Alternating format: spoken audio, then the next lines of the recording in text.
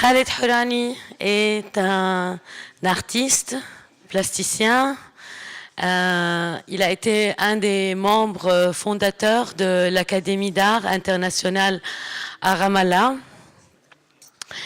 Il va nous parler de son projet Picasso en Palestine et aussi il vient d'avoir une exposition solo, rétrospective, dans un très bel espace en Jordanie, à Amman, qui s'appelle Darat el-Founoun, donc la Maison des Arts. Et il va finir sa conférence en nous montrant quelques images de cette exposition solo, notamment d'un projet qu'il a fait exprès à l'occasion de cette exposition. Khaled, thank you. Il a passé quelques jours à Marseille et il est très content d'avoir découvert Marseille. Thank you, Khaled. Bienvenue. Merci, Racha. Merci. Merci à vous tous. J'ai bien compris ce qu'il a dit, quoique je ne parle pas le français. C'est vraiment le cœur qui parle. Merci pour vos sentiments. C'est la deuxième fois que je parle à partir de... La première fois, c'était un masterclass avec des étudiants de la France, notamment du sud de la France. Et maintenant, nous avons un nouveau public. Je n'ai pas envie de... pour ceux qui étaient là la dernière fois, qu'ils ne sont pas, mais je vais essayer de ne pas redire la même chose, tant que possible. Je vais vous parler pendant un moment sur un grand projet qui s'appelle Picasso Palestine. Je vais aussi vous parler d'autres activités que je mène pour aller au-delà de ce projet Picasso Palestine. Le projet Picasso Palestine, je vais pouvoir en parler pendant 30 minutes, plus 30 minutes d'autres projets, et après on ouvrira le débat et les questions. Picasso Palestine, c'est un projet étrange, anecdotique, plein d'histoires. D'ailleurs, je continue à apprendre encore de ce grand projet. Comme vous voyez sur l'écran, c'est un grand projet qui a commencé en 2009, mais il n'a pas fini en 2011. Nous, on essaie de dire que ce projet a été clôturé en 2011, mais la réalité est qu'il continue toujours. Je vais pouvoir vous présenter des images. Parfois, je vais pouvoir commenter les photos, les images que je vais pouvoir vous diffuser sur cet écran. Le projet, comme vous le savez déjà, c'est un projet qui est fondé sur le principe de ramener un tableau, chef-d'œuvre de Picasso, d'Europe, pour exposer un tableau de Picasso dans un pays où il n'y a pas de musée. On va ramener un tableau d'un pays sûr, stable, qui est la Hollande, pour l'exposer dans un pays en guerre, qui est la Palestine. Et puis, on essaie dans ce projet de traverser tous les obstacles, les checkpoints, etc., avec tous les problèmes de fret, sécurité, etc. L'idée, c'est comment pouvoir ramener une œuvre d'art en Palestine. Voilà l'objectif. Quant au détail, il s'agit là d'un tableau qui a été peint en 1943. C'est une pose de femme. D'ailleurs, c'est un tableau qui a été connu, qui a pris cette dimension internationale grâce à son exposition en France. Donc je l'ai ramené en traversant tous ces pays, de la Hollande, Eindhoven, jusqu'à l'aéroport de Tel Aviv en Israël, et puis de l'aéroport Israël-Tel Aviv jusqu'à Ramallah. Il faut dire que pour pouvoir traverser tous ces territoires jusqu'à Ramallah, il faut absolument passer un checkpoint qui s'appelle Kalandia. Kalandia est un checkpoint qui sépare le nord de la Cisjordanie, Jérusalem et Jérusalem. Il s'agit là, les gens ils traversent par le même passage. Je vous expose le chemin de la traversée de ce tableau, sachant que les gens passent aussi au même moment. Imaginez comment on va pouvoir accueillir cette œuvre d'art par ce chemin. Comment l'art, et ça c'est la question que je me suis toujours posée, est-ce que l'art va pouvoir dévoiler cette condition de vie des Palestiniens, ou est-ce qu'il va pouvoir se découvrir lui-même, cet art? Là, le checkpoint vous avez une partie pour les voitures et une autre partie de ce passage checkpoint qui est pour les piétons. Là, vous avez le chemin de traversée de l'œuvre de Picasso. Là, c'est là où le tableau de Picasso a passé. Heureusement, il n'y avait pas de manifestation ce jour-là. Imaginez si on s'est retrouvé au moment où il y avait une manifestation. Personne ne pourrait imaginer dans quelles conditions on va retrouver notre tableau. Je vous expose ces images pour voir comment les choses sont passées. Si j'étais au Koweït, en paix, jamais j'imaginerais faire une telle action. Mais imaginez, parfois on a le checkpoint Kalandia dans cette condition. Ça veut dire des conflits, une tension. Et imaginez cette image de checkpoint Kalandia qui peut à tout moment s'exploser.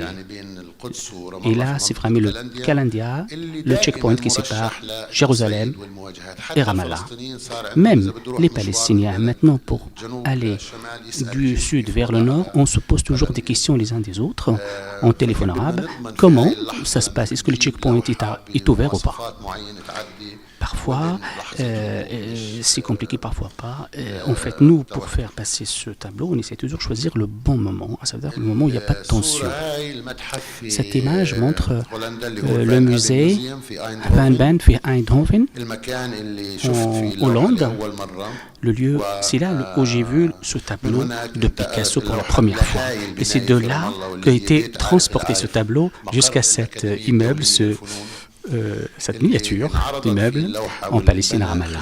Là, on l'a exposé dans un musée qui a été construit spécialement pour ce tableau, à savoir 4 mètres fois 4 mètres. 4 mètres fois 4 mètres. Bien évidemment, c'était quelque chose qui nous a été imposé par les sociétés d'assurance. Et puis là, ce sont les préparatifs à Eindhoven, dans le musée néerlandais, donc préparatifs de ce tableau, on le met dans un caisson spécial afin de pouvoir le mettre dans l'avion. Cargo. Tout ça, c'est très technique, très compliqué, très sensible, qui prend beaucoup de temps et qui demande beaucoup d'efforts et d'opérations compliquées et complexes, sachant que la situation en Hollande est beaucoup plus organisée que chez nous. Imaginez le numéro de l'expéditeur, et nous avons l'adresse du destinataire, et c'est ça ce qui pose des problèmes. Et d'ailleurs, c'est l'idée même de ce projet. Vous savez très bien que la Palestine ou les territoires palestiniens, c'est pas un État. Les territoires palestiniens, c'est pas un État. Les musées ne peuvent pas traiter avec des territoires comme ils font avec des États. Et puis un musée dans un territoire sans État, ce n'est pas une adresse. Ce n'est pas une adresse.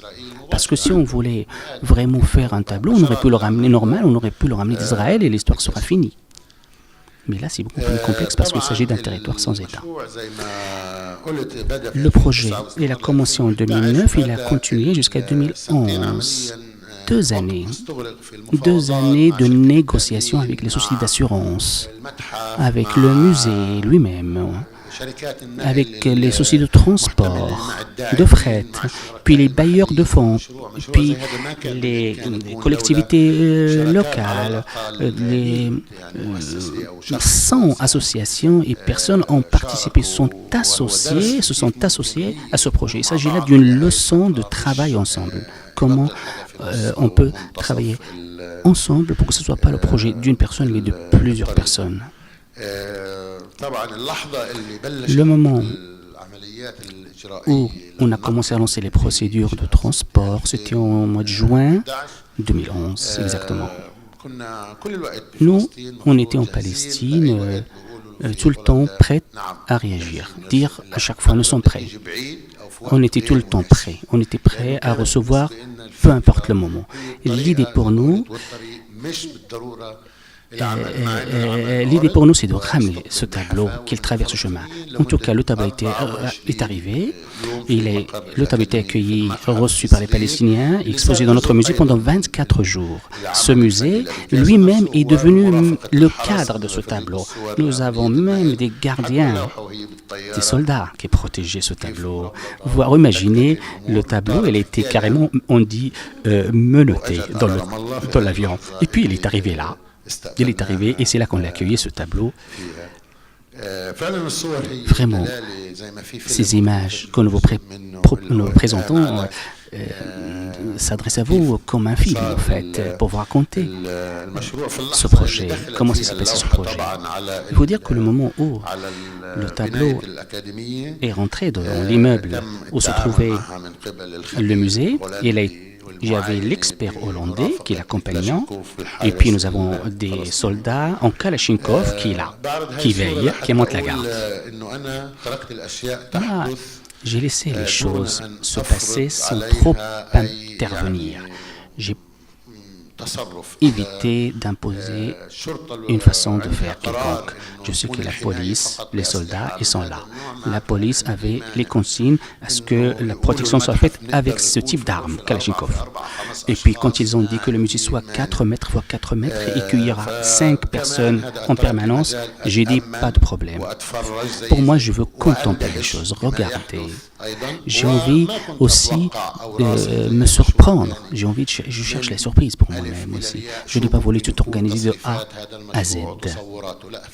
Je n'ai pas envie que ce soit un projet bouclé de A à Z. Pour moi, chaque instant, chaque moment qui se déroule de l'exposition de ce tableau, il y avait un moment nouveau, une surprise nouvelle, une histoire nouvelle. Et à chaque fois, tellement il y a eu d'histoires. Et peut-être vous allez pouvoir m'aider en attirant mon attention sur une telle ou telle histoire. Là, il s'agit là des moments qui étaient pour nous en Palestine un moment de liberté, de libération. Parce que tout ça, c'est l'azir, le tableau pendant 24 heures. Le tableau était 24 heures, personne ne peut le toucher. Alors, les soldats étaient autour du tableau 24 heures, personne n'osait l'ouvrir et le toucher non plus, et c'est le lendemain qu'on a pu l'ouvrir. D'ailleurs, ce tableau, il faut absolument qu'il passe par le checkpoint israélien, il faut que les chiens israéliens puissent sniffer, renifler ce tableau avant qu'il puisse passer ce checkpoint. Et puis, enfin, le tableau a été exposé dans le musée de Ramallah. Et voilà une des photos devenue pour nous l'une des plus présentées au monde. Bien évidemment, les médias ont choisi cette photo sans que je puisse intervenir. Même le photographe qui s'appelle Sandre, qui est de la Belgique. Il a pris plusieurs photos de musées, de tableaux. Mes amis ont pris des photos. Moi, j'ai pris mes photos. Mais les seules photos qui ont été choisies par les médias internationaux, ce sont des photos un peu spéciales avec toujours des soldats. Alors que nous, on avait autre chose. Voilà.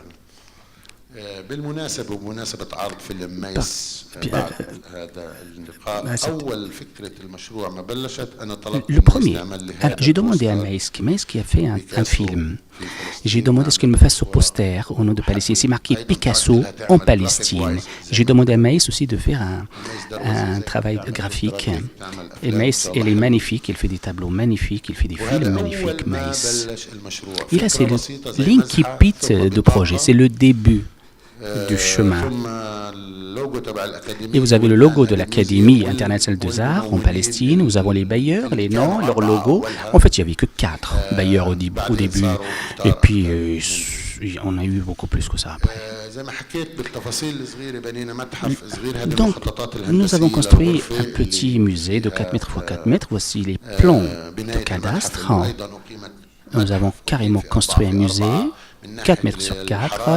Là, on a veillé à respecter la température, l'ambiance, la lumière, la sécurité, etc. Et il s'agit d'un musée minuscule pour une durée très courte. Tout ça pour un seul tableau.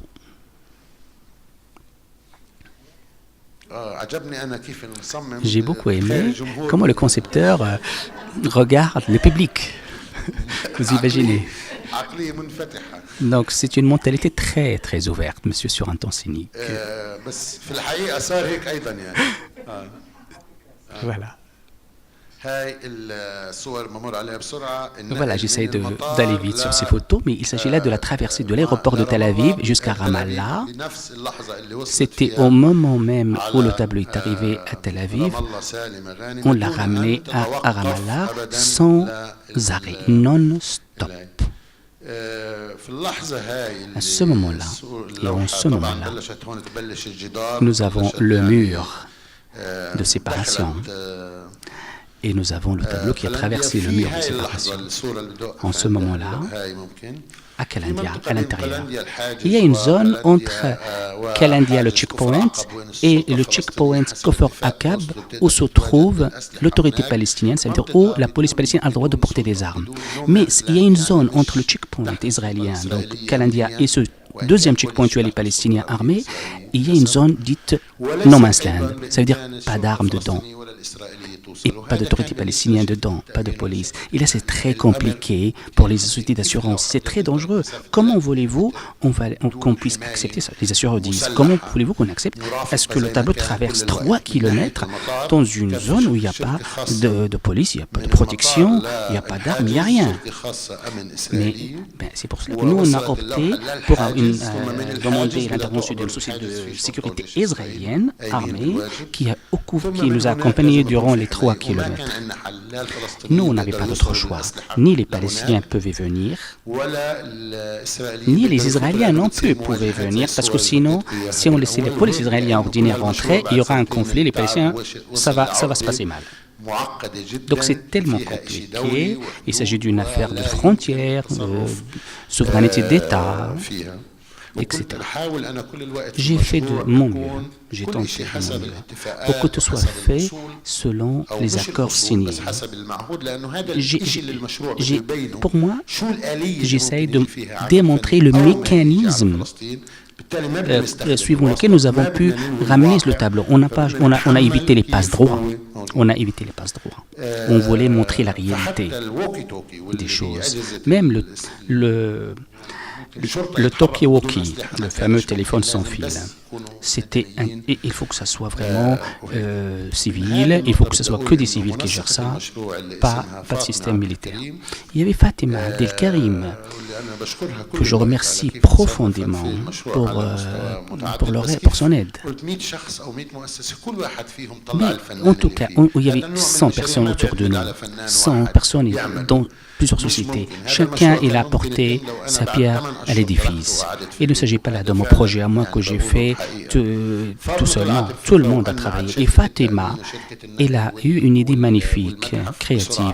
Elle a pu convaincre le musée, les assureurs et tout le monde, et en disant qu'on va demander aux médias internationaux pour qu'ils puissent couvrir cet événement, ainsi personne ne pourra s'approcher de ce tableau. Et comme ça, il y avait des caméras à la place des fusils. Nous avons des témoins qui étaient là, des internationaux et couverture médiatique. Ainsi, les médias ont permis aussi à la diffusion de cet événement encore plus. Je pense que l'idée de Fatima est encore plus belle que tout le projet. Et là, le tableau, quand il s'est approché de l'académie, là où était exposé le tableau, c'est devenu comme une caserne militaire. Une caserne militaire, vous imaginez, hein? Nous, d'ailleurs, quand le tableau est parti, on a dit ouf, on a respiré la liberté, parce que c'est là que j'ai réussi à regagner ma joie, parce que vraiment tout est fini. Et là, vous allez voir des posters, des affiches, parce que nous, parfois, on exagère, mais on ne savait pas que ces publicités de Fatima allaient vraiment apporter de bonnes choses. C'était le cas. Nos rencontres étaient partagées entre des rencontres avec des artistes, avec les coordinateurs, avec les gens dans le milieu de la culture, les érudits, et puis avec les agents de sécurité, les policiers. Parfois, on réunit tout le monde, se mélange. cette interférence, tout le monde est là. Et c'est rare qu'on puisse réunir tout le monde comme ça sur la même photo. D'horizons différents. Policiers, transporteurs, le gars de musée, Fatima, tout le monde est là. Ce qui est intéressant, que chacun dans ce projet, y compris la police, le transporteur, tout le monde a senti d'une façon ou d'une autre qu'il ne s'agit pas d'un simple projet sur l'art ou d'une œuvre qui va démasquer une situation politique dans ce pays, mais c'est au-delà de ça. C'est que c'est un événement qui va permettre une union humaniste. Sa mère qui est derrière moi, et ses enfants, ils sont dans la même école de mes enfants. Une fois mes enfants, ils sont rentrés à la maison, ils étaient fâchés chez moi en me disant: écoutez papa, les enfants de telle personne disaient que c'est leur père qui a ramené le tableau en Palestine et pas toi, c'est pas possible. Alors, et là il leur a dit à ses enfants: bah, écoutez mes enfants, oui, lui aussi il a participé à ramener ce tableau. Donc je suis très heureux parce qu'il y a le gardien du tableau, donc du coup tout le monde a participé d'une façon ou d'une autre à l'édifice. Voilà, regardez là, c'est le tableau en vitre. Parce que je cherchais vraiment une vitre pour que les gens puissent voir le tableau de loin et prendre les photos, pour qu'on puisse laisser passer 5 par 5, parce qu'on ne pouvait pas laisser plus de 5 personnes pour que le tableau respire. Et là, nous avons les volontaires. Hamdan, le technicien qui accompagnait le tableau en permanence parfois, il exagère, il dit: le tableau, il est là, il faut le surveiller. Parfois, dès que la température a augmenté, parfois,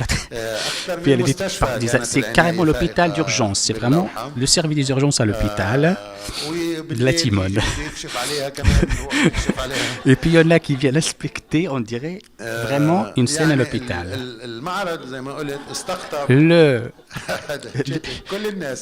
Le musée a reçu tout le monde. Nous avons reçu des artistes, des écrivains, des journalistes, des intellectuels, des policiers qui prennent des photos, d'autres policiers en photo. Voilà.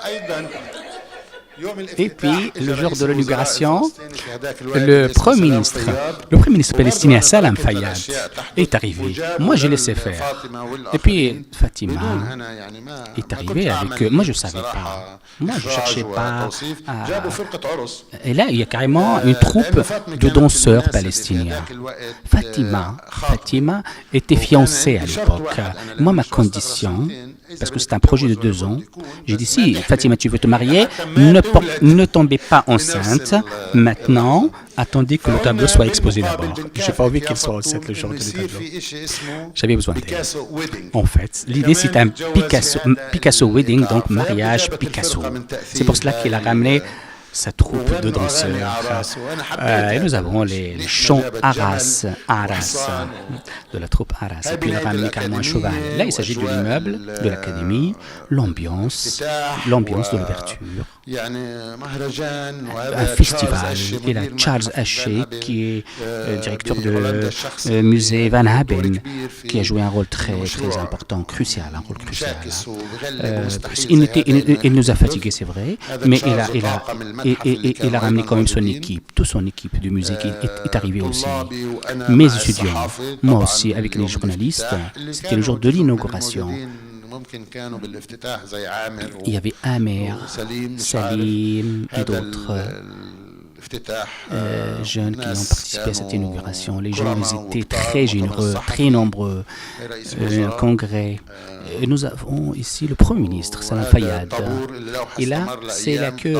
Les gens faisaient la queue pendant plusieurs jours, exactement comme le musée chez vous en France, les gens faisaient la queue pour y aller. Mais là, ils viennent pour un seul tableau.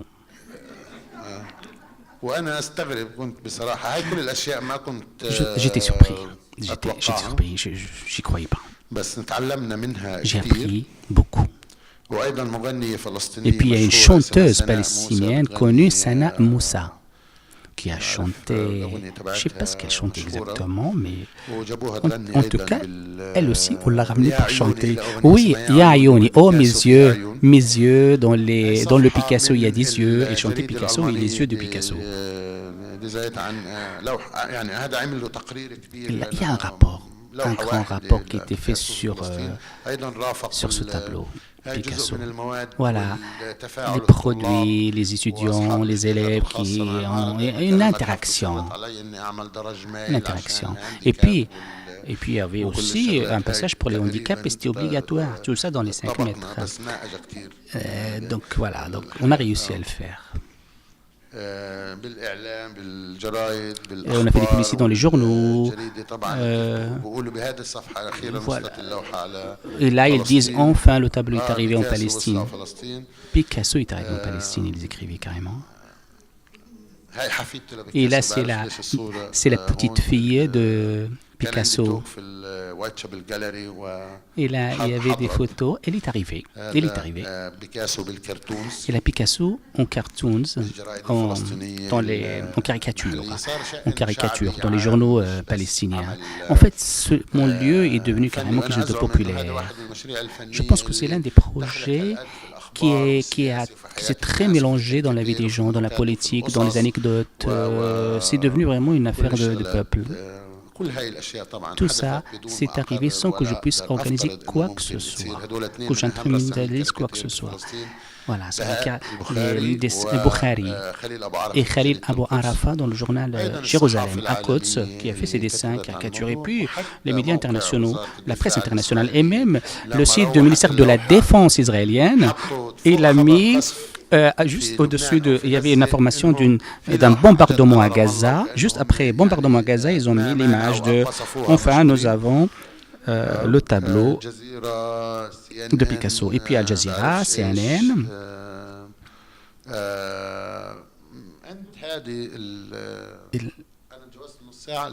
Est-ce que j'ai dépassé 30 minutes? Non, pas encore. Ah, parlons de cette carte. Je vais vous parler de cette carte. Cette carte, c'est quelque chose à laquelle je ne m'y attendais pas du tout. Il s'agit d'une petite carte, 14 x 9 cm, faite dans une prison à Ascalon, à Bissan. C'est dessiné par un prisonnier politique palestinien qui suivait ce projet dans les journaux qu'il arrivait à recevoir grâce à la Croix-Rouge.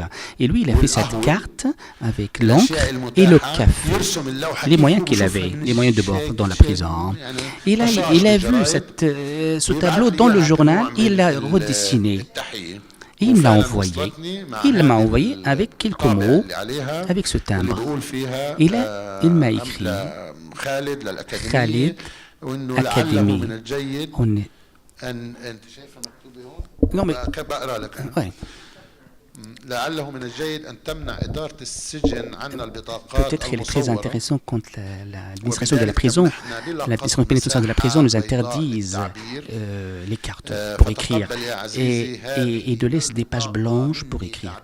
Veuillez recevoir cette carte pour respecter vos efforts. C'est mon seul moyen pour interagir avec votre activité. Le 22 juin 2011, Amjad, Ghanem, Bissan, prison Jalbour, encre et café sur papier. Après cela, Amjad m'a lancé une buée de sauvetage. J'étais très très heureux. C'est quelque chose qui m'a rendu tellement heureux et très ému. Parce que comment on fait? Parce que là, il s'agit de quelqu'un qui est dans une prison. Je ne les prenais pas en considération, la vérité. Il s'agit là d'une personne, un prisonnier politique que je ne connaissais pas. Il avait cette carte avait un goût spécial pour moi. Donc j'ai répondu en lui disant que par le journal officiel, parce que je ne pouvais pas lui écrire un mot. L'administration israélienne m'interdit d'écrire un prisonnier. On ne peut pas écrire un prisonnier sauf si on est membre de cette famille. Donc j'ai répondu par le journal officiel. Et là je lui dis merci, etc. Et là nous avons tout le monde qui en parlait, qui commentait ce que j'ai écrit pour Amjad Rana. Donc ça s'est transformé autrement. En 2013, j'étais invité excusez-moi, Madame corrige, en 2014, j'étais invité à participer dans un documentaire. Seulement, moi, je n'avais pas d'article, je n'avais pas de moyens. J'avais qu'un tableau de Picasso et puis il est retourné là où il est venu. J'avais pas d'autre matière. J'ai rien, à part quelques histoires à vous raconter et à raconter dans ce documentaire de 2014. Donc je suis allé et je ne savais pas quoi faire. Donc j'ai ramené Amjad avec moi qui vient d'être libéré lors d'une transaction d'échange de prisonniers. Et là, j'ai réussi à ramener Amjad en ramenant sa carte et j'ai présenté et exposé la carte de Amjad dans voilà. À la place du tableau. Et là, ce sont les gardiens, mais civils. Parce qu'il faut vraiment prendre soin de l'art. Mais bon, il faut des gardiens quand même, mais civils cette fois-ci. Et dans le même lieu où j'ai exposé mes biens, mes œuvres, j'ai fait aussi mon tableau, enfin la photo du tableau où il y a les soldats et j'ai exposé et expliqué ce qui est arrivé avec les photos de la traversée de ce tableau. Il s'agit là de la carte. Il faut dire qu'il y a une photo de Picasso juste à côté et d'ailleurs, le tableau a changé de nom d'après les Andis en Hollande. Tout le monde l'appelle maintenant Picasso en Palestine. Et puis, dans l'exposition en Jordanie, j'ai fait cette scène.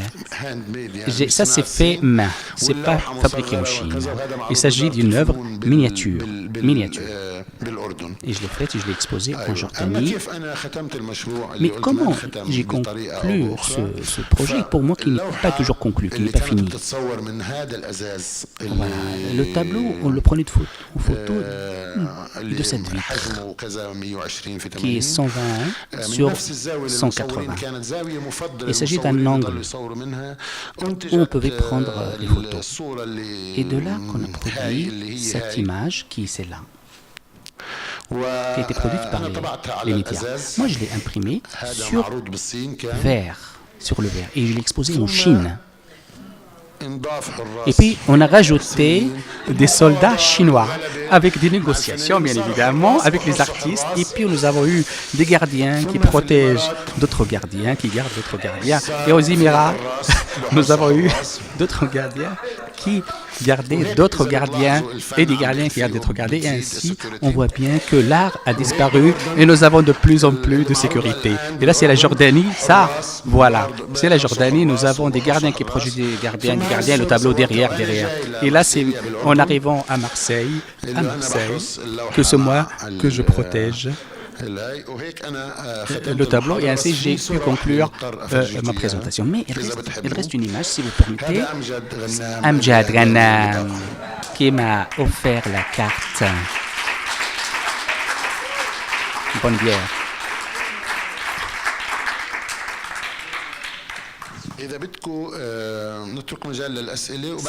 Si vous avez des questions, n'hésitez pas. Après, je pourrais rajouter d'autres commentaires sur d'autres choses.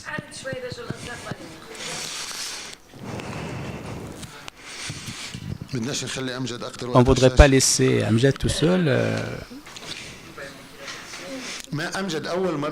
Amjad, c'est la première fois, Amjad, dans sa vie, qu'il participe dans une exposition. Et c'était lors de ce documentaire avec sa petite carte.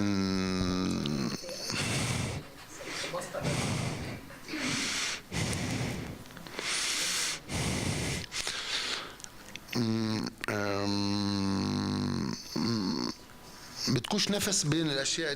ne voulez pas marquer une pause que vous voulez, hein?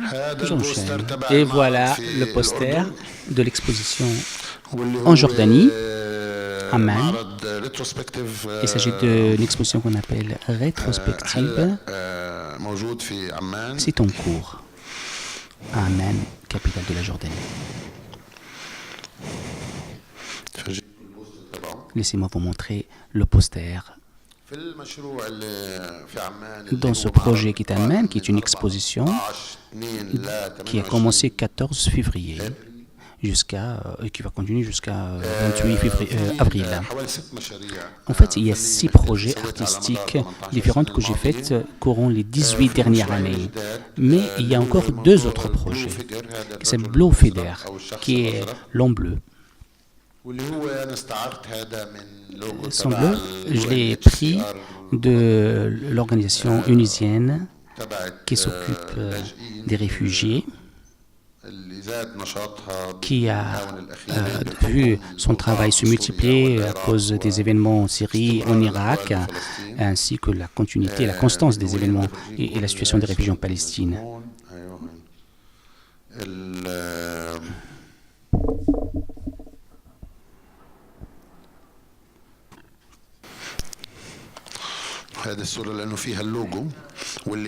Là, il y a le logo. En fait, on voit bien le logo, mais le logo qui tombe, qui fond. En fait, on dirait... J'ai joué sur ce logo en faisant de lui une tente de réfugiés.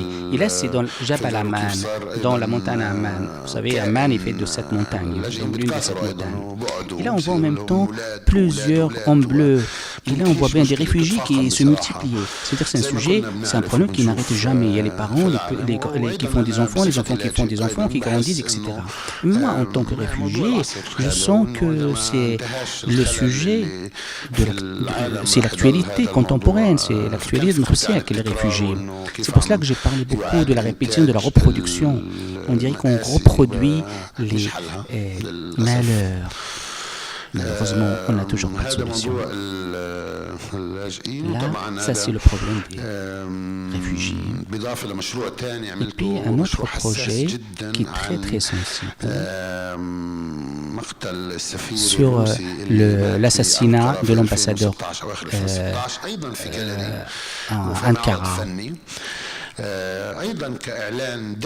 L'ambassadeur russe.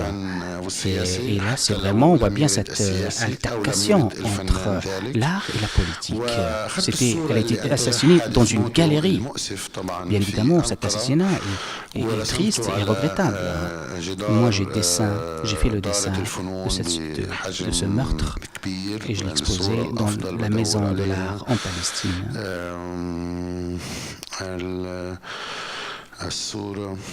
Voilà.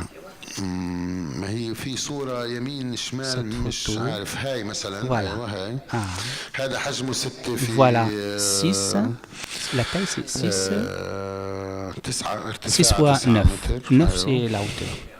6 fois 9. On le retrouve aussi, cet ambassadeur assassiné. On le trouve.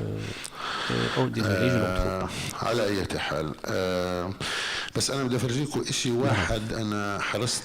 Je voudrais vous montrer autre chose que j'ai. Je vais vous montrer quelque chose que j'ai fait sur cet homme. Devant lui, j'écris cette expression en anglaise. احكي بالعربي وانا بترجم. وكمان حطيتها انا بالعربي اللي بتقول انه انا فوجئت واعتقدت للوهله الاولى انه هذا مشهد مسرحي. هذا الكلام اللي قاله برهان d'une scène de théâtre. Et là, c'est le photographe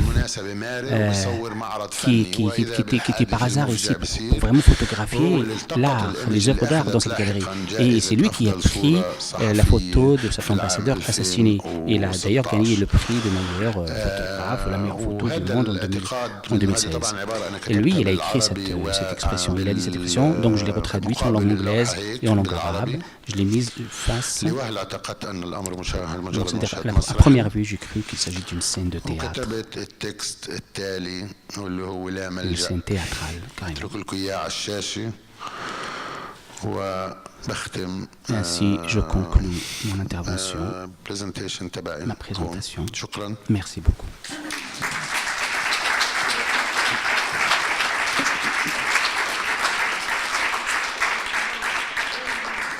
Merci. Merci.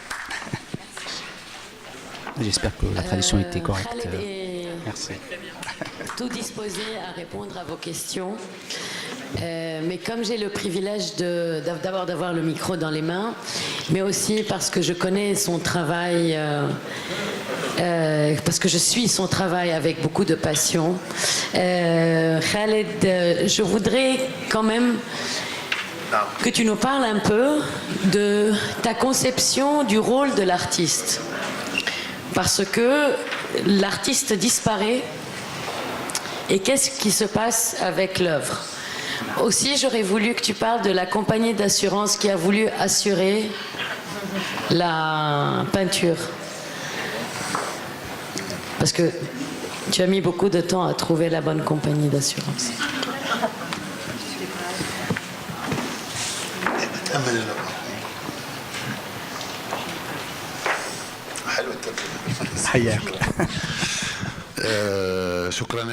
Merci Racha.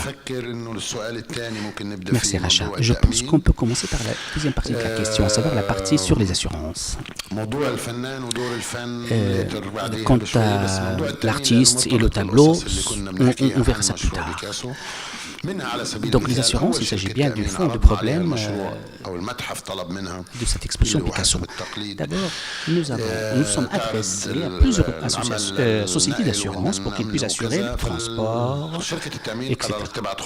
Et la société d'assurance a envoyé des experts qui sont arrivés en Palestine, ils ont étudié la situation politique en Palestine, son environnement, ils ont conclu non, on ne vous recommande pas du tout de transférer ce tableau. Ils ont même laissé une lettre au musée. Il y avait marqué « Votre pays est en désordre, il n'y a pas d'autorité, il n'y a pas d'État, il y a un risque, il n'y a pas de sécurité, etc. » Et cette société d'assurance, elle a bien étudié les accords que ni les Palestiniens ni les Israéliens l'étudient correctement. Alors, c'était une chance. Une fois, la société d'assurance qui a étudié à fond donc, ces accords. Et moi, j'ai pu aussi apprendre. Donc la première société d'assurance a refusé. Les deuxièmes a refusé, ce qui nous a mis dans un problème. Mais bon, on a continué, on a persévéré. La troisième société d'assurance, c'est une autre société hollandaise, néerlandaise, qui a envoyé un délégué en Palestine. Il fallait absolument qu'il vienne pour voir la réalité sur le terrain. J'ai le film, vous aurez pu voir. Ce délégué, c'est devenu pour lui une affaire personnelle parce qu'il a aimé ce projet. Il faut dire même sa société, et il savait qu'elle allait rentrer dans une aventure et que c'était un projet qui n'était pas impossible non plus. Ce délégué, je lui avais parlé et j'ai essayé de le convaincre. Je lui ai dit écoutez, là le délégué me dit écoutez, on arrive à assurer des choses beaucoup plus compliquées que ça, beaucoup plus difficiles. Mais parce que écoutez, c'est pas possible. Il m'a dit écoutez monsieur, non, on assure le poisson, le thon, l'espèce du thon, dans la mer, avant qu'on le pêche. Donc, vous imaginez, ils assurent du thon dans la mer, du poisson dans la mer. Donc votre tableau, on peut l'assurer. Et c'est comme ça qu'on a réussi à avoir la bénédiction de cette assurance qui a accepté de nous assurer. Quant au rôle de l'artiste qui disparaît et que le tableau qui apparaît ou vice-versa,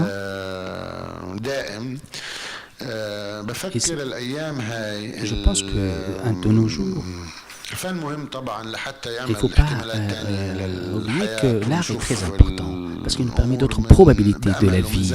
Ça permet de l'espoir, de voir les choses d'un autre angle. L'art permet aussi d'aller vers le changement, la transformation. Parfois, que ceux qui rendent notre vie difficile, qui détruisent notre vie, il est important qu'on montre au monde ce qu'il faut de nous. Mais moi, je reste douteux quand même, sceptique quant au pouvoir de l'art. Oui, l'art plastique, le dessin, le chant, le cinéma, tout ça. Je pense que tous les arts, les beaux-arts.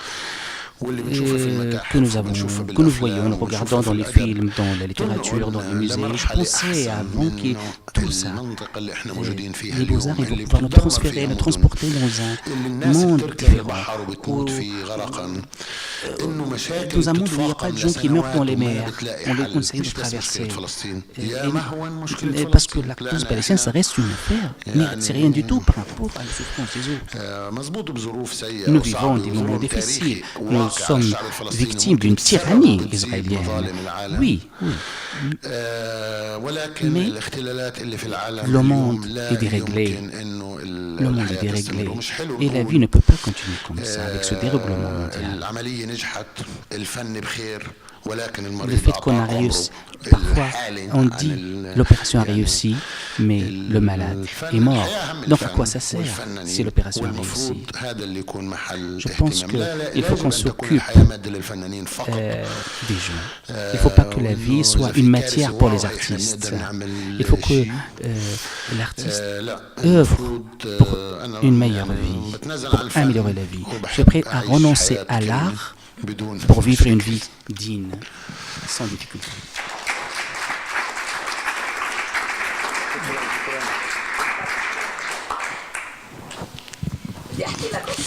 Je vais vous dire une histoire que je n'ai pas pu vous la dire.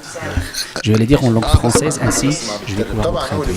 Je lui disais que je vais lui raconter une histoire concernant le voyage de Picasso que je n'ai jamais eu l'occasion de lui raconter parce que je ne l'ai pas vu depuis. Et je suis obligée de la raconter en français parce que lui, il peut se faire traduire, mais pas vous. Je crois vers 2009,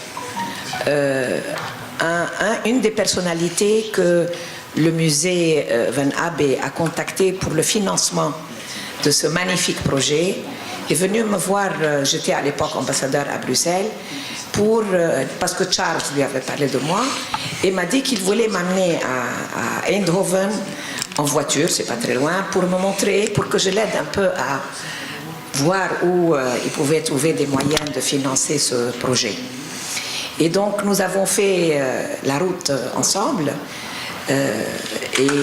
C'était un flamand de Belgique et il était très très mobilisé par ce projet et nous avons donc été voir la section où on met tous les tableaux qui ne sont pas exposés et le monsieur qui est dans les photos m'a raconté combien le musée était en transe.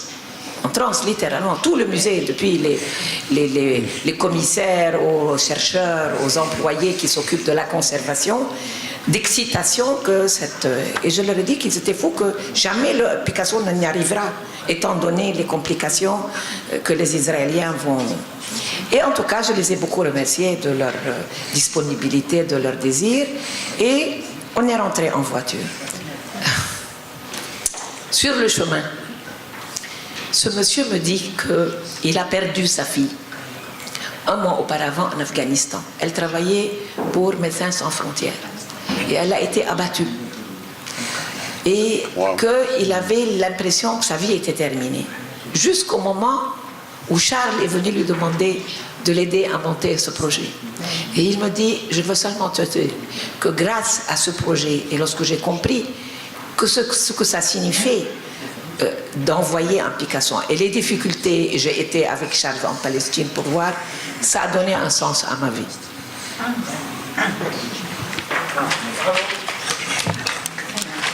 Comme quoi tu vois que quelquefois l'art il permet aussi de faire vivre les gens.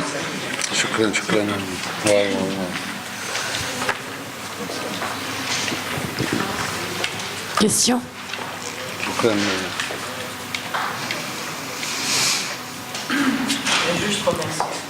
Non, il n'y a pas. خالد؟ نعم.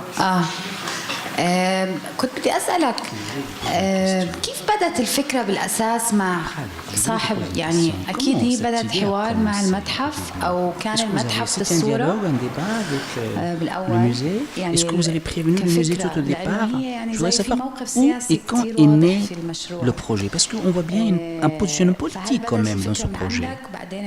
Est-ce que c'est vous qui avez eu cette idée ou c'est une collaboration qui a commencé depuis le départ et qui a avancé? Il faut dire que je suis très ravie, très heureuse parce que je suis une réfugiée palestinienne. Et je ne savais pas que ce logo a été fait en Palestine. Ça m'a beaucoup touchée. Je suis très émue, Khaled. Et troisièmement, je voudrais vous dire que l'art n'a jamais donné une solution à la vie. Mais la situation que nous vivons actuellement, on travaille toujours avec l'espoir, grâce à l'espoir. C'est notre palette. Si on n'a plus ces ingrédients, à savoir l'art, ça va être difficile de continuer. Je pense qu'il est important de continuer. Je ne pense pas que l'art va trouver une solution à la vie, au problème de la vie. Sinon, on va être déçu. Mais ça peut aider à avoir de l'espoir. La question, si j'ai bien compris, comment l'idée, vous l'avez eue au départ? Est-ce que c'est votre idée au départ que vous l'avez communiquée au musée? Oui, c'est mon idée quand même. L'idée est la mienne. Mais comment ça a commencé? Mais parce qu'elle vous pose la question. J'ai cru comprendre qu'elle me dit c'est l'idée du musée. Toi. Non. C'était mon idée que j'ai échangé avec, j'ai cherché d'autres musées. Je ne sais pas pourquoi. L'idée, en fait, c'est que je me suis rendu en visite dans ce musée pour un autre projet. Comme toutes mes visites que je mène dans les musées. Et j'ai vu quelqu'un qui s'occupe de la conservation. Un artiste conservateur. Et c'était la première fois, je vois dans la chambre de conservation des tableaux qui étaient avec des lumières. On avait des noms magnifiques, des grands hommes, Picasso et autres, qui étaient posés sur du bois. J'ai vu des choses magnifiques. Je me suis senti très très proche de ce milieu. Et là, ils nous ont dit, dans ce musée, ces tableaux, ils sont là parce qu'ils partent, ils voyagent, ils partent à la ville de Mexico, ils partent à la Grèce, dans un avion militaire. Et moi, cette idée de l'avion militaire, ça m'a beaucoup plu. Et c'est là que j'ai eu cette idée. Donc, l'avion. Il faut chercher l'avion. Et pourquoi pas la Palestine? Pourquoi la Palestine soit aussi une destination de ces tableaux. Et après cela, j'ai développé, amélioré ce projet et j'ai contacté ces gens-là, ce musée, j'ai envoyé des lettres et j'ai fait une demande pour avoir le tableau. Il faut dire qu'il y avait Michael Burns qui a écrit sur Picasso. C'est un grand livre. Ce livre a été fait. Mais avant le musée, on lui a dit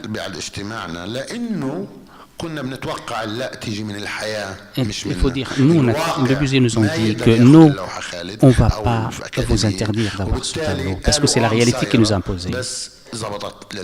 En tout cas, on a réussi à l'avoir. Mais pourquoi Picasso? Pourquoi Picasso? Ça aurait pu être... En fait, nous, on cherchait un tableau. Et puis, pour Picasso, c'est que j'ai parlé avec maman. J'ai demandé à ma maman quel est le meilleur artiste que vous connaissez. Elle a choisi le plus facile qu'elle arrive à prononcer. Elle n'en a pas d'autres parce qu'il ne connaît que celui-là. Picasso et toi, mon fils.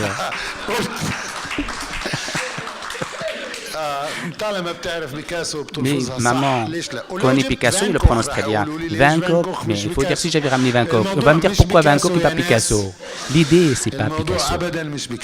Pas du tout, c'est pas Picasso. L'idée, c'est le chemin, c'est la traversée. Thank you very much. شكرا جزيلا.